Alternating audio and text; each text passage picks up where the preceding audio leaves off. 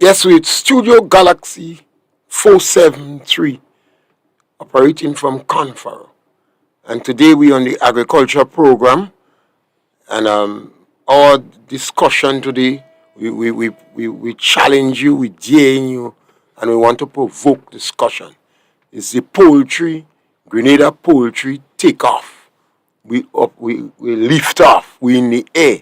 We believe that we have the right formula, the infrastructure in place for the poultry in Grenada to take off. Well, in fact, I believe we're in the air. We take off. And we have two brothers today with us, Joshua, as usual, and our other brother, when I forget his name right. What's his name again? What's his name? Kayran Crosdale. And Crosdale. I like Crosdale. So we have Joshua and Crosdale combination, and they're going to discuss the issue about the poultry take off. We're no longer on the ground. No longer on the ground. We're climbing. It's long overdue. We spend quite a lot of money importing poultry. Jamaica has been doing a better job than us. Barbados has been doing a better job than us. So now we take off. And we encourage you to share our program and subscribe. Because you know we are the new kid on the block and we need your support and assistance. The number to call is 410-3030, but you can also make your post and we'll read your post. Brother Joshua. Good morning to everybody at home and in the diaspora and worldwide. I'm very excited this morning to be here with Mr. Crosdale. Mr. Crosdale, say good morning to the people. Good morning, and thank you for having me. All right. So in 2017, we had a national poultry policy passed with a number of recommendations. And since then, we've had the advent of two major poultry farms coming on stream and a medium-sized one. So this morning, I'm pleased to have Mr. Kayran Crosdale in discussion. He is the president and chief executive of Chicken Farm located in Felix Park in Crowshoe, St. Andrews. Now, Mr. Crosdale has been working on this project for several years. I will ask him a little bit about himself and about the project as we move forward. So, Mr. Crosdale, you look like a very young man to be having such a big project. Tell us a little bit about yourself, a little bit about your business background. You look smooth face. Yeah, well, I am an accountant by training from Canada. So I was born in Jamaica, went to university in Canada, where I met my wife, who's Grenadian, and she brought me here to this beautiful island. And I previously owned three different accounting offices in Canada, and I started my first firm when I was about 24 years old, Very young. right? Now it's been many, many years. I won't tell you how old I am, but while I might be smooth face, I am very well seasoned in terms of business acumen. I have helped many clients and customers in Canada open their own businesses, and therefore I am very skillful in the execution of business development department. Thank you. Tell us a little bit about your project. It's a massive project. I've seen the project on the ground. I've seen the houses. I've seen the processing facilities and the administration office. Tell us a little bit about the project. How did you come about doing such a project? Because it looks like a lot of money is on the ground. Well, we had the opportunity to do this project on sheer luck. On one of my trips to Grenada on the beach one afternoon, there was a gentleman listening to a talk show, and the topic of discussion was the lack of poultry in Grenada. And this is probably 15 years ago Okay. or thereabouts. So it came into my mind that, maybe when I'm older, and as a retirement gesture, I could get into poultry farming, since there's a lack of that in Grenada. Fast forward a few years, I decided to divest from my consulting accounting work in Canada, and we decided to use the resources to fast track the opportunity to invest in poultry, which we did. We have a 9-acre facility. Um, at the moment, we have 5 buildings.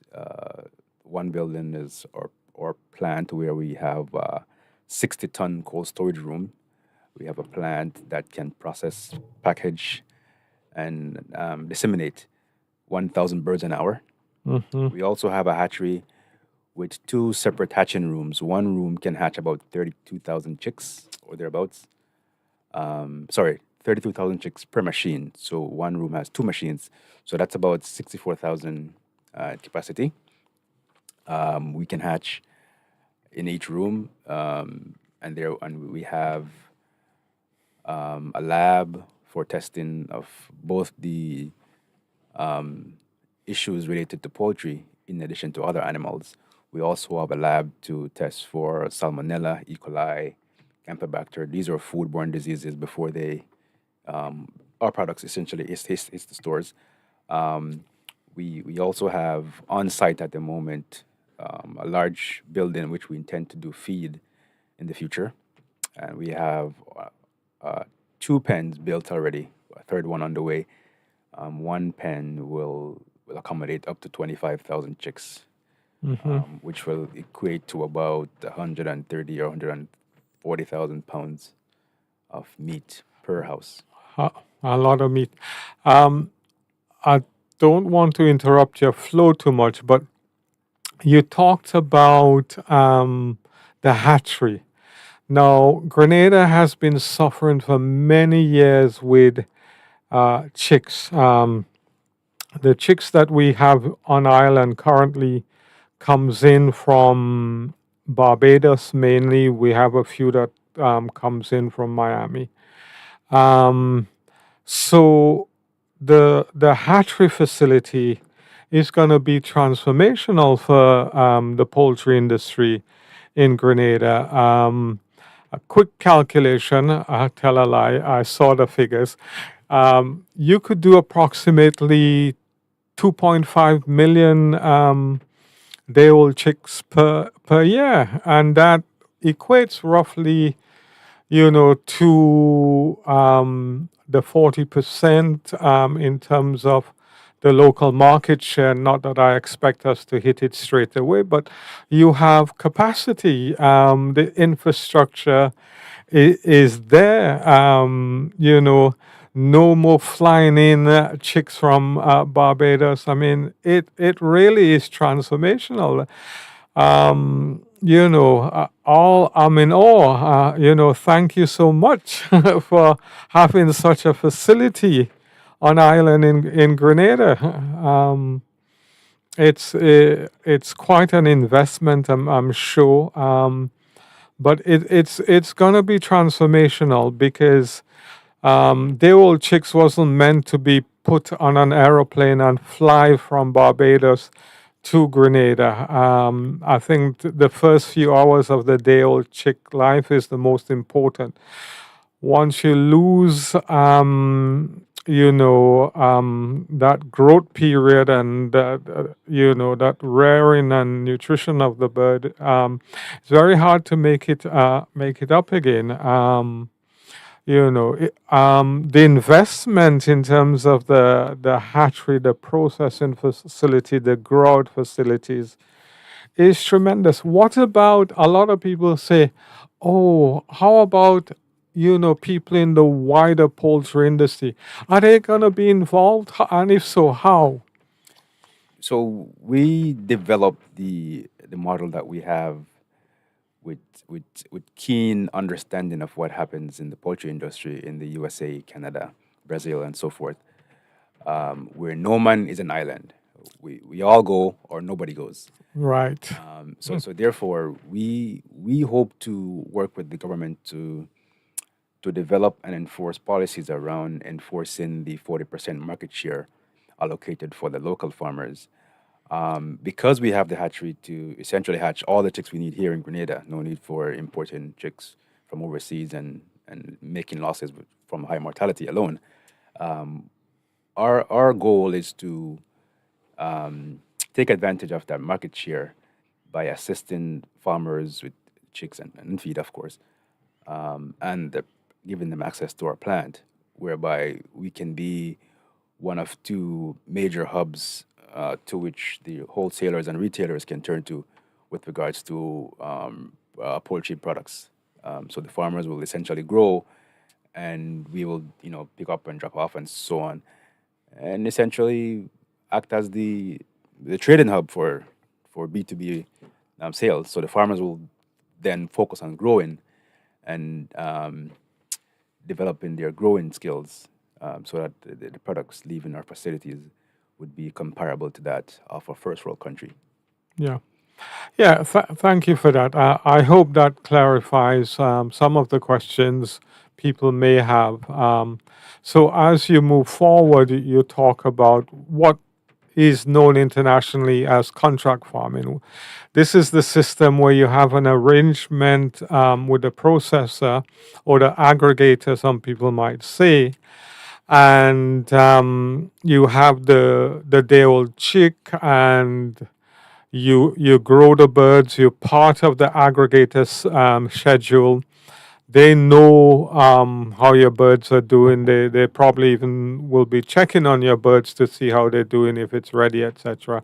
And when it's ready, it's either picked up or you bring it to the aggregator's facility. You more or less collect your check, and you start your next process. So there's no worry about where am I gonna sell it, what am I gonna do, how long I'm gonna keep it. And that is a model that works internationally all over the world, and everybody swears by it. So in many ways, the aggregator tends to have the feed mill. I know you don't have that feed mill at the moment, but so we have in, a system that is, almost a vertical integration model, but without the feed mill. So farmers are going to be in for a treat. I mean, as you move forward and the demand is there, and it's not just a grow-out facility with the aggregator like yourself and the farmer, but the consumers have to be part of this project as well, because if they're not buying local chicken, then it puts a greater strain on the industry. So it's not just the investor, aggregator, the farmer, contract farming. The critical part of the whole project, Mr. Crossdale, I would imagine, would be the consumers. And when I talk about the consumers, I'm not just talking about people going into the shop and buy. I'm talking about the linkage with tourism, hotels, etc., restaurants, the whole connection, the state institutions, etc. Do you have any thoughts in terms of how the state institutions might help, or the hotels might help, etc.? Any views on those things? Yeah, we are hopeful that we can work with all government bodies, hospitals, schools. For example, the school feeding program, where at the moment students are not getting the correct amount of protein required, and this was a study done by the World Food Program recently. We intend to alleviate that concern by providing schools, for example, with poultry products that will not only meet the needs of the protein requirement, but also at an affordable rate. Partnering with institutions such as the government and hotel association and so on, that will help us to to get the products moving and have a good turnover rate. And hopefully we can have such economies of scale whereby the pricing of locally produced meat is not that much different than the imported meat. The only caveat to that is locals will now have a healthier option at a cheaper rate. Yeah. Okay, that's wonderful. Now, one of the things that I hear quite a lot is that locals must have cheap back and neck and all the rest of it. And when I hear that, I'm thinking, that doesn't sound right to me. I think locals should be eating good quality breast and leg and thighs. I'm not sure about this argument I often hear, and I certainly don't want the school feeding program to be for back and neck to be dumped on them. I want them to have breasts. I want them to have chicken legs, quality protein meat. They need it. Growing bodies need good quality protein. I like a little back and neck. I mean, like most Grenadian, I like to suck on my bone a little bit, but chicken, breast is best. And there's so many different ways to use chicken, especially the breast. And if it's done right in terms of, we have a situation where chicken products comes in quite often into Grenada and comes in below the cost of production. And when that happens, that whole system is designed really to really, damage or destroy the local industry. Has government said anything about leveling the playing field to you so that you could be operating on a level playing field instead of what's happening at the moment where the duties are so low in Grenada compared to, say, like Barbados, where the duties tend to be about 182%. I know our highest duty rate is about 40% on breast. Is there anything going to be done in terms of the regulation to level the playing field so you could be competing on a level playing field? Because at the moment, the system is geared towards import. It's not geared to local production, local employment, money circulating. And I think many people who look at the current system, they see it as a tragedy that our legislations, regulations are geared towards import and not local production. I know I said a lot, but you have any thoughts on that? Yeah, one of the things we've done, we have proposed two legislative changes to the government bodies. One is to require a license to anyone who wish to import a poultry. What that does is it helps you to track who brings in what and at what pricing. Second thing we've done is, the second law that we proposed is that to help us to enforce the 40% allocation in the poultry policy, we propose that the large importers, or all importers of that matter, have to get a permit to import. For example, if they ask to import 100,000 pounds, they get a permit for the 60,000 pounds without questions. But the other 40,000 pounds, they would need confirmation that none of the large producers on the island is able to meet that demand at a certain price, and therefore they would get the permit for the 100% that they deemed that they would like to import. Now, if the local importers, meaning my farm or the other farms, are able to meet that demand, therefore the 40% will be shared amongst the farmers who are part of the program, and then the permit is then given to the 60% that the importer would like. If the importer wishes to ignore such requirements, then consequences will follow. Example, seizure, additional taxes, and so on. That way it gives us the farmers in Grenada the opportunity to operate on a level playing field whereby you're not competing with chicken that's 2 to 3 years old, coming in at $1 a container or something like that. That's just an arbitrary number. It's not necessarily the price. No, But no, yeah, I get the point you're making. Yeah. That has really been a real issue in terms of Grenada.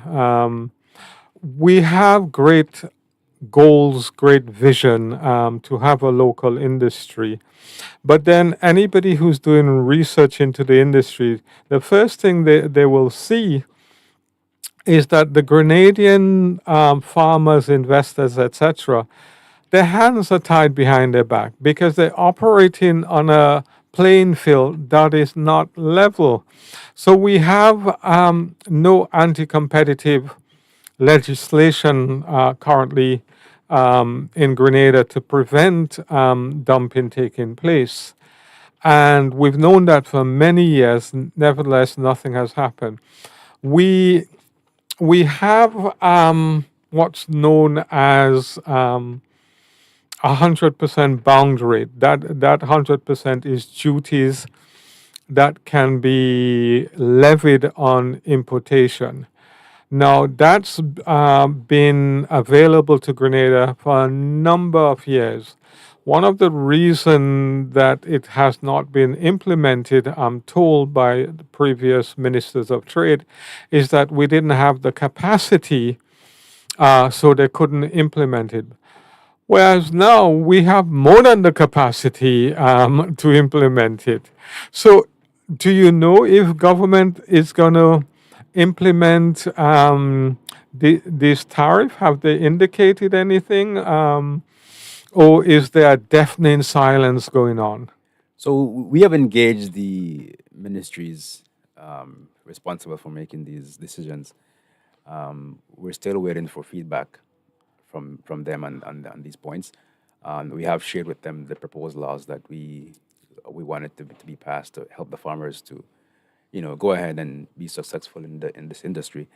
However, we've not had the time to sit down to discuss the specifics around implementation and the dates and time when such laws will be passed, if at all. Yeah. I know at one point the current prime minister was very much interested in the poultry industry, and he was one of the investors, I believe, in excellent farms. So he has some insight in terms of what the industry needs, and what the industry needs, it needs now, not tomorrow, not in the future. It needs it now. I mean, I'm going to talk personally. I mean, I've been to your farm, I've seen it. When I look at it, I said there's at least 30 or 40 million of investment on the ground.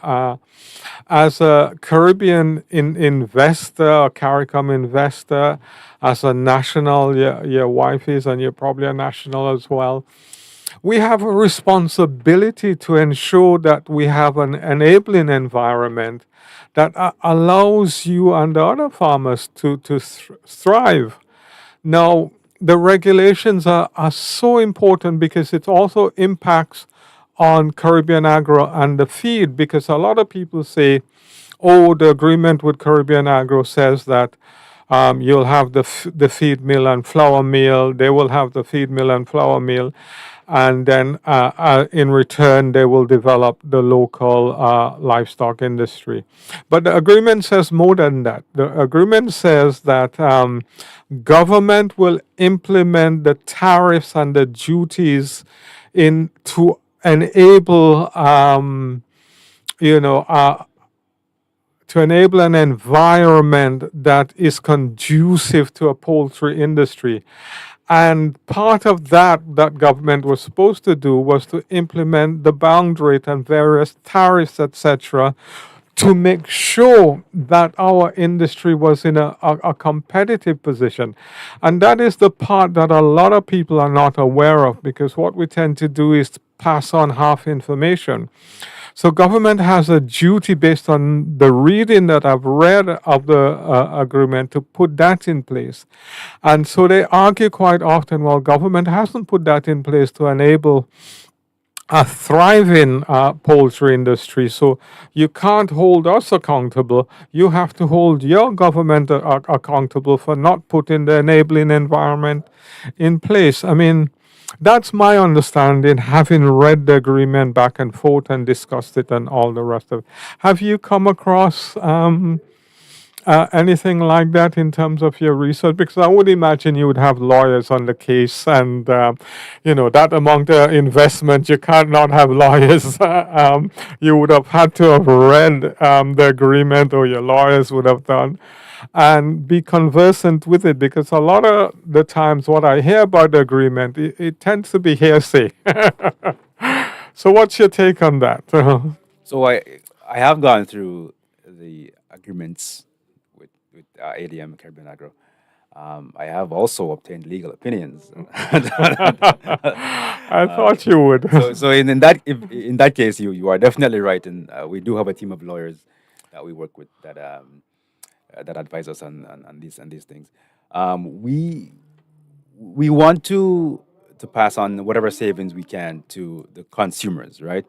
And 70% of our cost is feed, and this is the driving factor behind us deciding to eventually have a feed mill down the road.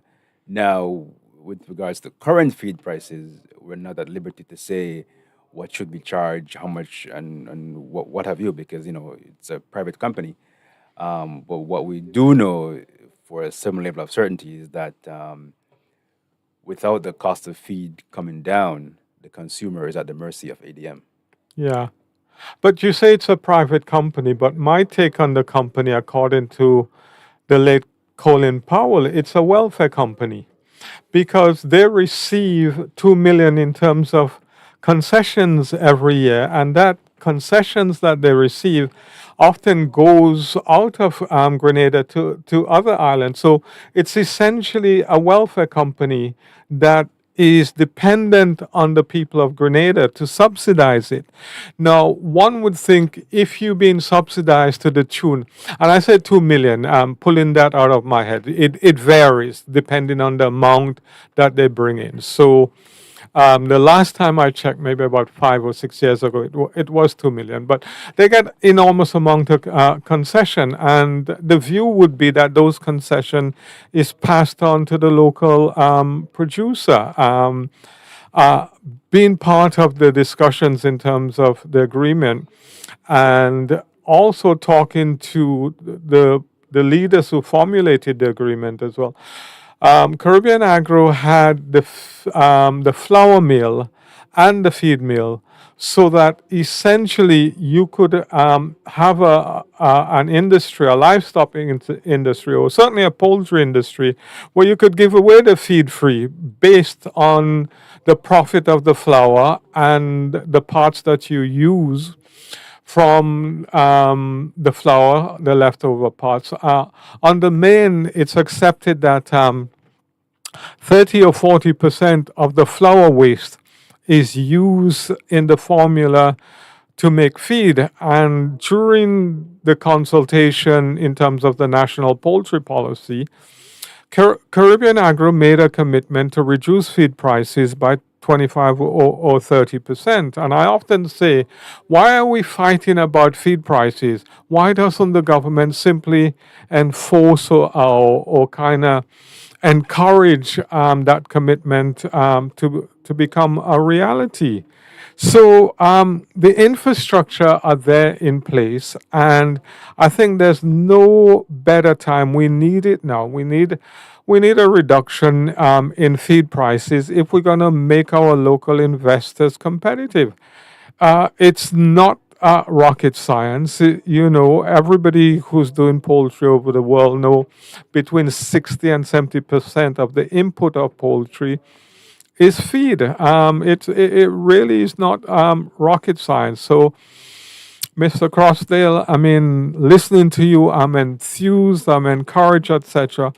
But also, I hope that there is some people in agro who have a nationalistic approach and want to help Grenada develop, because Grenada certainly helps Caribbean agro make good profit. The people in Grenada, poultry farmers, etc., they all contribute. So why can't we all be winners? That is the point. We have an opportunity where we can all be winners. Josh, if I may, it's easy to get bogged down in the details with regards to pricing. Um, so, from my understanding, wheat is not a significant portion of chicken feed or any animal feed. The larger component is Corn. corn and soy. Now, because of this, I can't say with any level of certainty, not having knowledge of Caribbean agro internal policies, Yeah. what the price should be. Yeah. However, I have compared their pricing to others.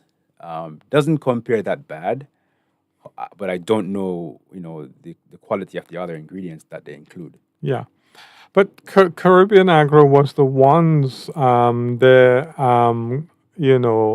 manager who said that feed prices can go down because of the input from the flour by 25 to 30%. I'm repeating what they said. I'm not making that up. I can be held accountable for that. Certainly that, and that is also in the policy. And that is not disputed in the policy. Okay. Yeah, it's the lack of implementation, that sometimes we need to kind of speed up a little bit in terms of that. Okay, so as you say, we don't want to get bogged down, because the feed is a really thorny subject for so many, and it's emotive and it brings out passion, as you were hearing from me. Now, in terms of the products that you would be exposing us to, tell us a little bit about, the products, your cuts, etc., that will be getting, because a lot of people tend to shout and say, oh, we don't have the standards, the quality, but your place is a state of the art. Yeah, so we have a very extensive product line. Before we even get to the meat, we have boiler chicks, Right. Ross 5, Ross 308 or Cobb 5s. So we can do either.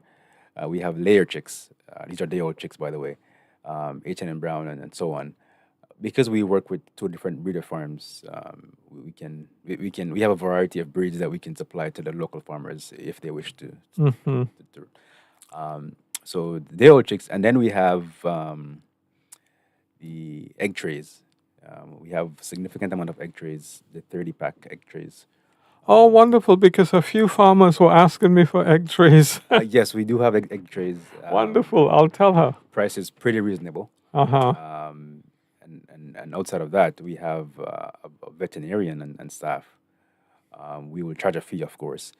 He is willing to come out to any poultry farm who has issues.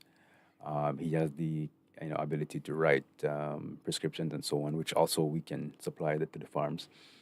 Because I know one of the issues we have on the island is high mortality of certain chicken types. Yeah. But the inability of the local veterinarians to diagnose the issues and come up with a solution that has been, a contributing factor to some of the farmers having significant losses. So that's one of the product lines we're also offering to farmers, having our vet available. Yeah. So outside of that, we also now have the meat. You can buy whole chicken just on package. You can do your own cut-ups and so on. We also have whole chicken packaged. We will be doing a surprise sale for Christmas. Okay. I won't tell you what that is yet. But Yeah, we look forward to that. stay tuned, right? I believe it's something the consumers will love and will be well received. have 5 and 10 pound bags of breast that is boneless or bone in, 5 or 10 pound bags of gizzard, the chicken feet, the neck. We have leg quarters. We have bone in thighs, boneless thighs. We have drumsticks. We have wing. We have a significant line of product that is packaged and cut up and ready to go, ready to be sold. Actually, it's just a matter of what your pricing is in your respective stores. You get the package, you stack them, and you stick a price on it, and it's ready for sale. There's no need for hiring butchers or anything of that sort for secondary processing. Right, right. So yeah, so that's some of the things that we're rolling out. We do have other products that it's more or less specific to farmers. Example, heating lamps and so on. But that's not the majority of what we will be doing. Yeah. It sounds excellent. Absolutely excellent. I mean, I messed up a little this morning because I should have gotten some of your packaging so that I could show the viewers what the packaging looked like. But it was very nice listening to the fact that you have specialists in terms of veterinary specialists, because we tend to have generic veterinary personnel deal with everything. But from what you're saying, you have specialists in terms of poultry, which will make a big difference in terms of isolating and determine what causation is. So that is absolutely excellent, and your packaging and breakdown in terms of the poultry parts, it's absolutely wonderful. You're doing bulk, and you're doing. Are you selling like in 1 pound, 2 pound, 3 pound, or 5 pound and 10 pounds? Tell us. Yeah. So in addition to the 5 and 10 pound bags of products, we also have we will also have the 1 pound and the 3 pound foam trays of the same products. Breasts, wing, leg, thighs, leg quarters, and so on. So it's 1, 3, 5, and 10 pounds. Right, So right. the 1 and the 3 pounds will mostly go to the smaller retailers who are just moving a couple birds in the local shops, and then the larger quantities, hotels, schools, and restaurants, and so on. Yeah. The guy on the barbecue. Yeah. So, Mr. Crosdale, it sounds as though you intend to make Grenada healthier than what it currently is, because I've often seen the practice of people having a box of chicken, throwing it down on the ground, trying to break it apart, pulling it apart, and putting it in plastic bags. So, you intend to stop all of that? Yeah, when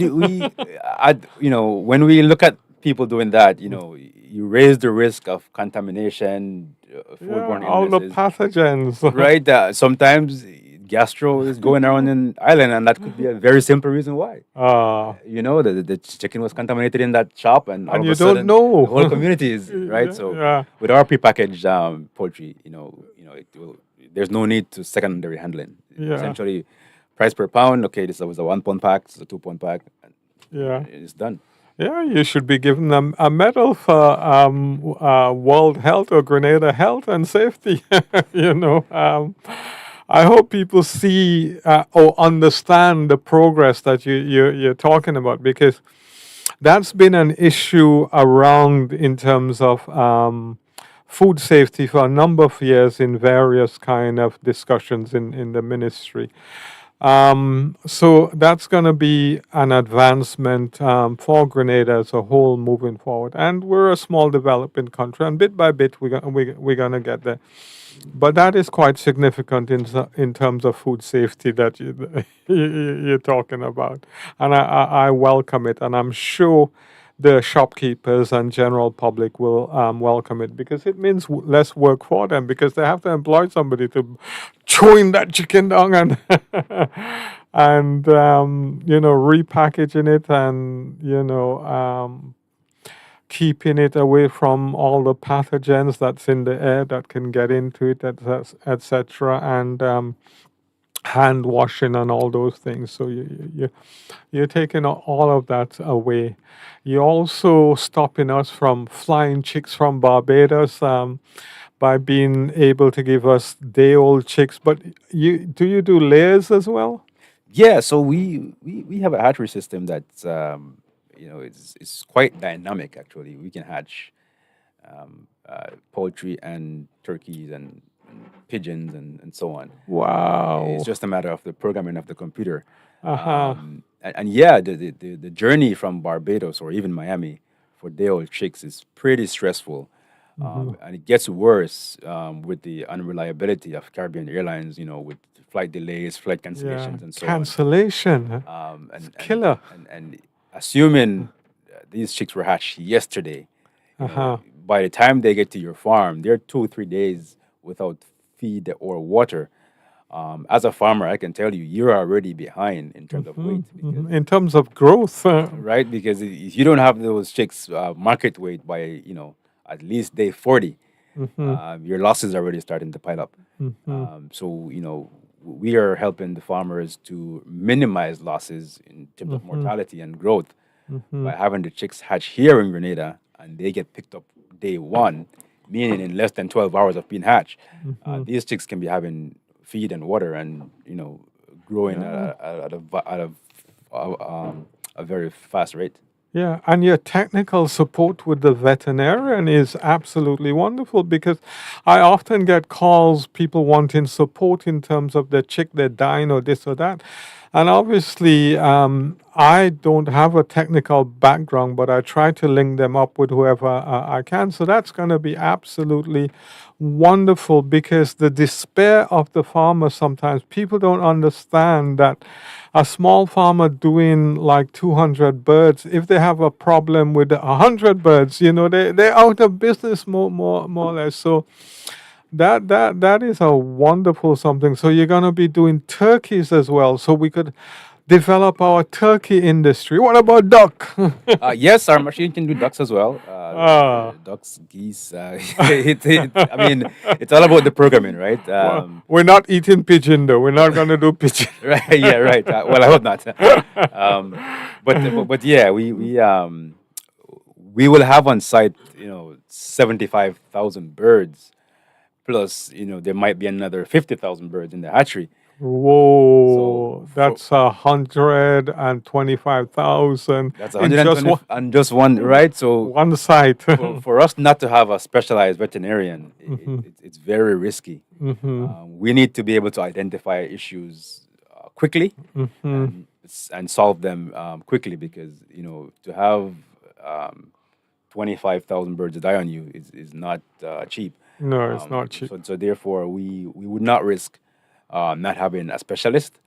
However, we don't want to be, that kind of company. We want to share our resources, and this is why we're making our vet available Yeah. to local farmers so that the consumer can benefit in that if the farmers don't incur higher losses, they will not pass on those higher costs to Yeah. the local consumers.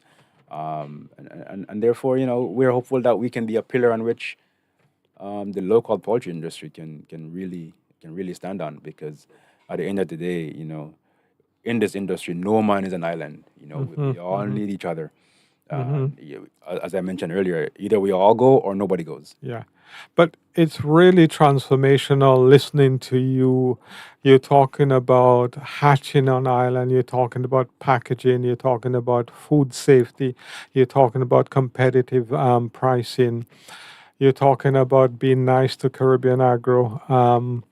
It's transformational. The least we can do as a society or a nation is to ensure that we collaborate with you. I really think that the government should start by ensuring that all state institutions use local poultry, with the two major farms being up and flying. We no longer waiting to take off, we take off. Because I was speaking to a member of your staff recently, and they told me you had about 20,000 eggs in your hatchery. Correction, almost 35,000. 35,000. Oh, I've been misled. Yeah. So we have both layers and boilers at the moment. We do have a sale going on. We posted it on our Facebook and Do you have a number where they can call? Instagram. Yeah, the number is 444-4243. Okay, say it slower. 4243. That's the number for our farm. You can also send us a WhatsApp message. You can also place orders online. Info at chickinfarm.com. You can also place an order via our website, chickinfarm.com. That's chickinfarm.com. There's I get a quote feature on the website where you can send us a message from the website directly. So farmers can send us orders for day-old chicks. We have a hash date right now for October 14th. Okay, wonderful. We expect about 30,000 chicks or so, thereabouts. And when we're expecting, which we've already gotten a few orders, we're expecting the chicks to be sold out, if not this week, before the hatch date. Okay, wonderful. That's wonderful. Can people come to your farm? Yes and no. You can always visit the farm, but you may not be able to walk around the facilities due to biosecurity.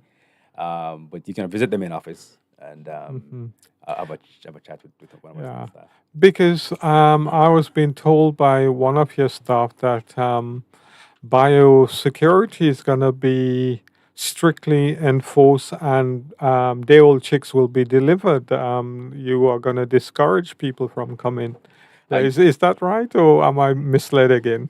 Yes and no. So the day-old chicks, while we can deliver, we prefer not to, because we want you to be able to inspect the chicks to confirm their health status before they leave our facilities. Because once they leave your facilities, they're your responsibility.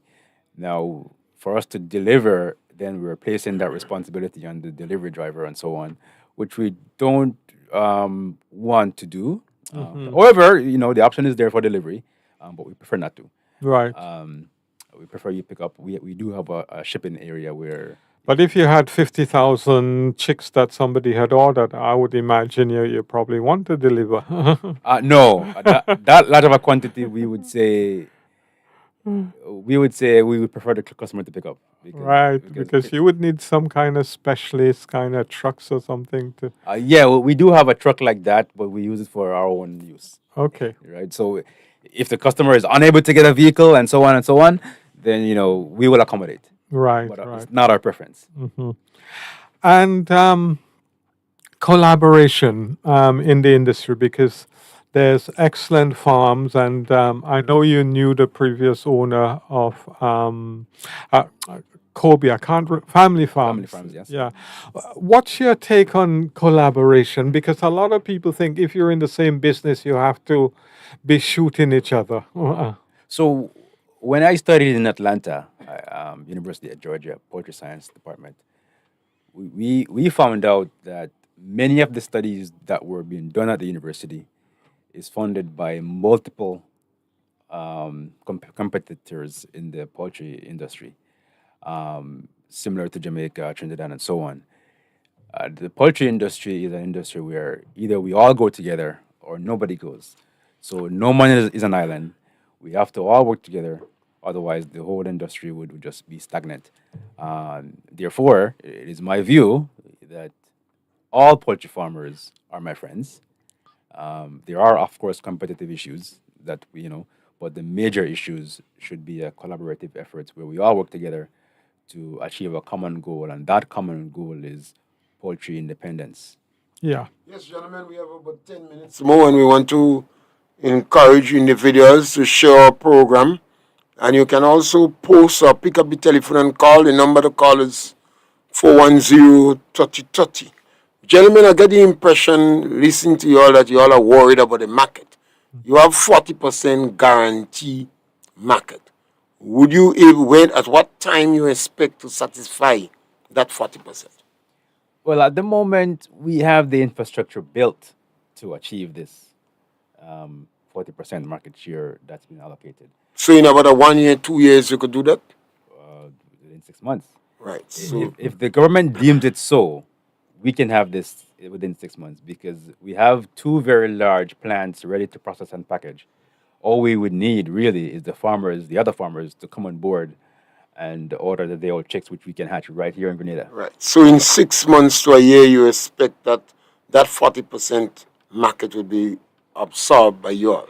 Yes, You all also involved in distribution of poultry. right.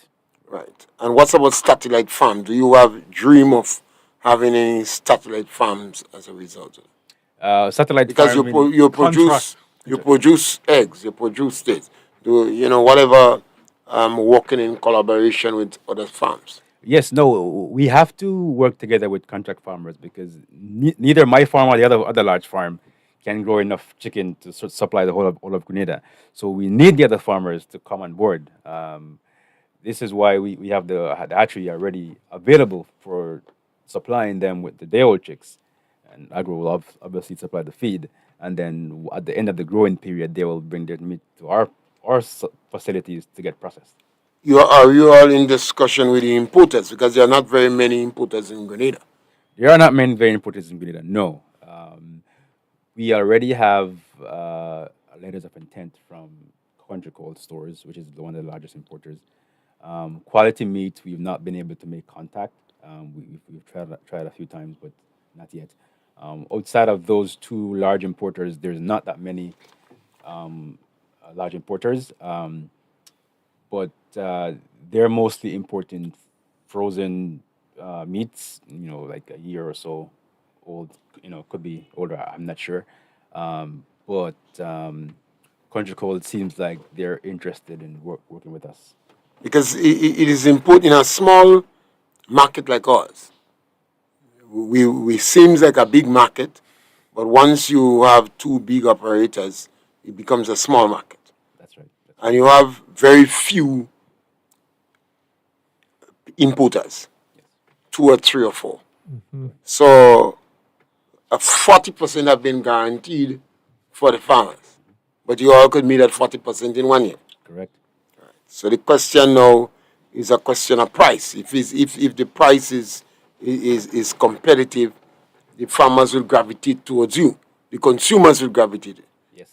If the price is not competitive, the consumer will stay with the old tradition.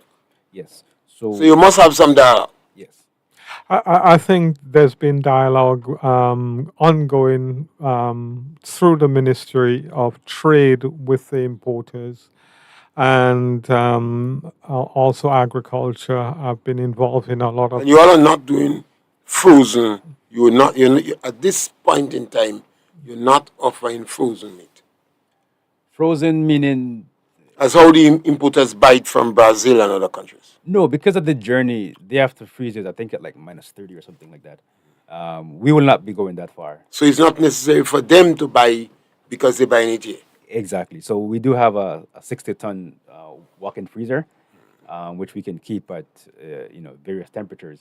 So we will have frozen fresh, but not like the -30 that requires half You a see, day. when we buy the meat from the importers, we get it in box, but we have to break it.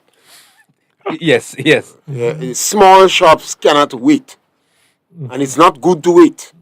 no, If you wait, you're more likely to expose to deterioration. that's right, and miss sales. So you break it one time and packet it.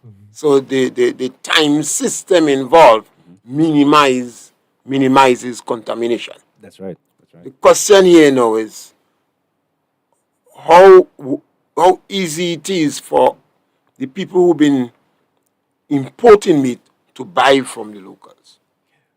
How Well, easy it is to buy from you. well, we are really a phone call away. Now, in terms of the facilities, do they have to make adjustment to the facilities to accommodate the fact that you are not selling frozen meat? Well, the importers, they may not be, because we have our own freezer. So essentially, from our freezer to their truck to their customers, or it could be from our freezer to their freezer. Now, the -30 is because of the age, really. and it's not fresh. So for us to get into the frozen, we would have to stay below minus 15, I believe. So we can do a minus 10 or something like that. But in regards to making changes to their systems, I don't know what their internal policies are in terms of storage. But if they say to us, whatever meat we pick up has to be, minus 20, for example, we can accommodate that. No You problem. see, these things are important Yeah. because we are asking about legislation. Right. And these importers are going to fight back if they believe it will have an additional cost for them. And yes, the consumer might tell you, I eating this frozen meat for a lot of years, I ain't dead. So they may well want to continue eating the frozen meat if it's easier. We speak a lot about feed, but automatically because we have this massive increase in consumption, that means the company will have to produce more food. Yes. That could contribute to the price dropping. Shouldn't able to contribute to the price dropping? Could be. I mean, we don't know for sure because we don't work at Caribbean Agro. One of the arguments Caribbean Agro advanced many years ago, and they challenge you, they say if you could buy, I can't remember the figure now, X amount of feed, we will drop the price. But the Grenada livestock industry, the livestock farm, were not able to consume that quantity of feed. Right. So now you have a massive increase in consumption. That argument would go through that too. That's right. Because it was an argument, the ministry is supposed to be aware of the argument. Yeah, customs and the ministry are fully aware that argument is fallacious. What they found was that Caribbean Agro was essentially selling feed container load, maybe 2 container load a year to a buyer at $25 a bag. So when you look at the amount of feed that the local farmers buy, it far outweigh that couple of containers. There's been a lot of kind of stuff that's been around that has subsequently been found to be untrue. Caribbean Agro is selling feed to foreigners. Yes, to other, We have to stop saying foreigners, CARICOM people. We are one CARICOM people. yeah, And I don't even like to use the word Yeah. foreigners. It should be automatic. But they are selling feed there by the container load. So why the farmer don't buy by the container load? yeah. Well, depending on your usage, it's not recommended to have feed stored more than a week. Because you would be using almost a container load. No, Several. 10 container loads for one house. That's the point. One house. So the argument that we've been selling feed to other countries at a cheaper price because of the quantity goes automatically out of the door. Yeah, And you would be able to buy that feed Yeah. at the price that is selling it to the others. that's Automatically. that argument's been debunked by the We have made a lot of noise about quality of feed years ago.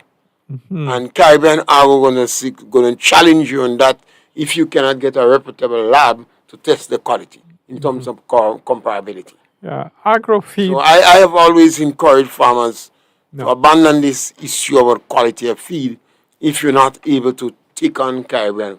Because I can see the quality, but I don't have the lab. There's different formulas. That's all. But before we go, we have very little time left. Kayran, I just want to ask you: is there any incentives? Because we in that budget cycle at the moment, is there any incentive that government can kind of help with in terms of your industry? Yeah, we have a significant amount of inputs.